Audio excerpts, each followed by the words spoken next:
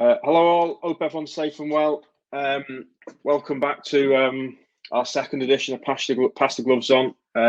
Hopefully you all tuned in last time where Freddie's passed on to Dean. So Dean Henderson, welcome to our Pass the Gloves On, mate. Thanks very much. Cheers, Tim.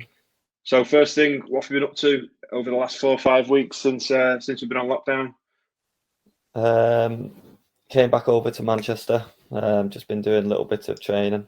Got more facilities here to do it at my house here. So I've been in the gym every single day, really, just having weekends off, just trying to keep myself busy, keep the mind occupied, just trying to stay active overall, really.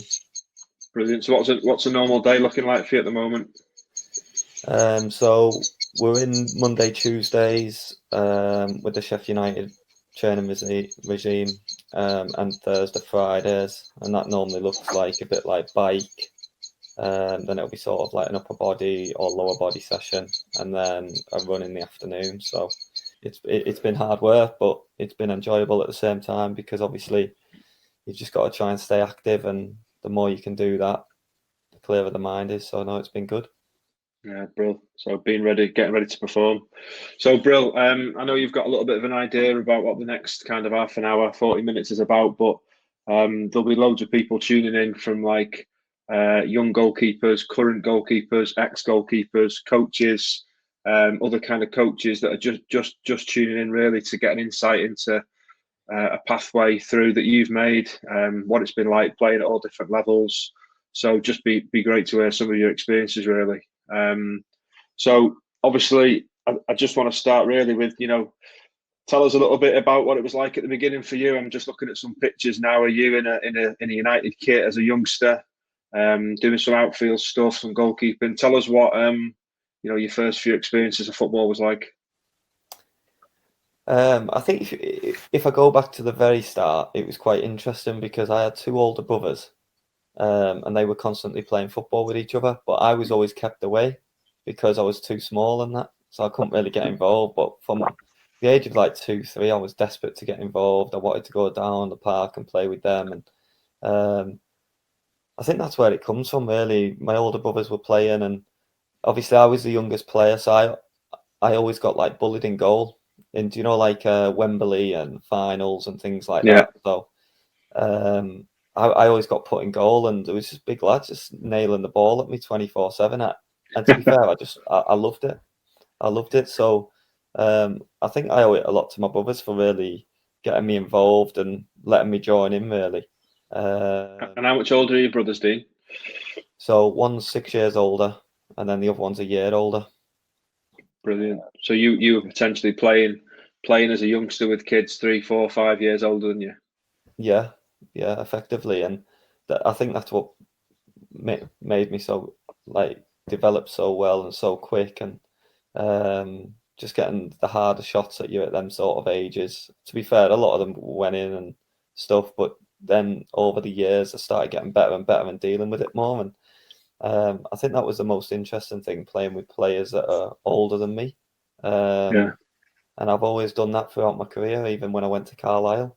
I ended up playing like 2 years above my age then, Yeah. playing every single week and developing all the time and staying on the pitch and getting the game time that effectively you really need at them sort of ages, because I'll be honest with you, I just remember just making mistakes after mistakes after mistakes after mistakes, and the only way you learn from it really is putting yourself in them scenarios. But I think it's it's hard to say really, because I think that a lot of kids get upset about when they make mistakes. But I remember making mistakes, but I'd always go off the save that I made. So even if I made 3 mistakes, I made 4 saves, I'd look at the positives more than the negatives. And I think that's what made me really enjoy it. So I think at the end of the day, like, you've just got to take all the positives, because the positives do outweigh the negatives. Yeah, absolutely. So if you were giving a bit of advice to a young keeper who might be having to play in older age groups, or gets the opportunity to play in an older age group, what kind of advice would you give them? What do they need to think about doing, or how to play? just enjoy it all the time, and every experience is different, whether it's good, bad, or indifferent. I think mistakes make you a better person, make you a better player. And I remember making them when I was growing up, but it only made me a better character. And you come back from it more. And always what I used to say to myself, touch wood, I always used to say, well, if I've made that mistake, I won't let it happen again. And throughout Nice. the time, the same mistake doesn't really occur because you learn from that mistake. And you've got to make them all to cut them out in a weird way. And I know that sounds Nice. weird, but the best time to do it is when you're young. Yeah. So that sounds like I'm picturing you playing with your brothers and with older players, and maybe with like 9, 10-year-olds when you were at Carlisle, and they're all older than you. And I'm picturing you being really positive, rushing out, trying to prevent things happening, trying your best, and then if it goes wrong, just continuing in the same vein. Would that be accurate? Yeah, I still remember now. Like it got to the stage when I sort of realised what was coming for the cross in like in 11-11 game, 11v11 game, and I was trying to get it right, and for weeks and weeks I just couldn't. I missed every single one, and I'd either get away with it, the striker would miss the header or whatever it was, or um,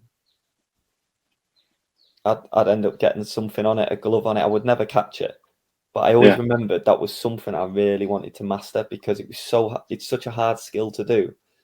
But whether it was my mum or my dad chucking the ball up to me in the cul-de-sac when we got home from the game, and just little things, you've just got to find a way to improve, and I think you've got to be obsessed with it in a weird way. Like I was Yeah. obsessed with it.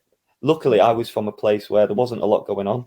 So I was from Whitehaven, which is up north, and there's nothing really going on. There's no clubs around there. There's not a lot to do outside of hobbies. So I obviously had football, and I just got obsessed with it. And from then onwards, it was just a case of how do I get better at this? And I used to enjoy just getting better and seeing improvements all the time. Yeah, brilliant. So, obsessed and falling in love with the game. It's key in it. So I'm looking at some of the pictures now, Dean, and I'm seeing you. Obviously, you've got your stuff, the recreational stuff, playing with your brothers and stuff, or the social stuff, playing with your brothers. And I'm seeing you playing for a team. What was the team called? It looks like you're an outfield player as well. Yeah, so I was at Whitehaven Mine as an outfield player. Because I'll be honest with you, I never wanted to be a goalie. I always wanted to be the striker, the one that scored the goals. And I was at Carlisle as an outfield player till I was about 11, weirdly. Yeah. But I think even though I was an outfield player at Carlisle, even when I come home, I got bullied to go in net. So I had to go in net because I was the youngest, so I just had to do it. But I'd class myself as a decent outfield player. I was all right, and I got offered a contract to go outfield and in goal because I remember going down to Blackpool and the goalie was sick. So I said, listen, I'll go in goal. And he was poorly, so I did well. I think I saved 2 penalties. And then training in them times was Tuesday and Thursday evenings. So I trained with the goalies on the Tuesday and the outfielders on the Thursday, and I just kept doing that for week on week.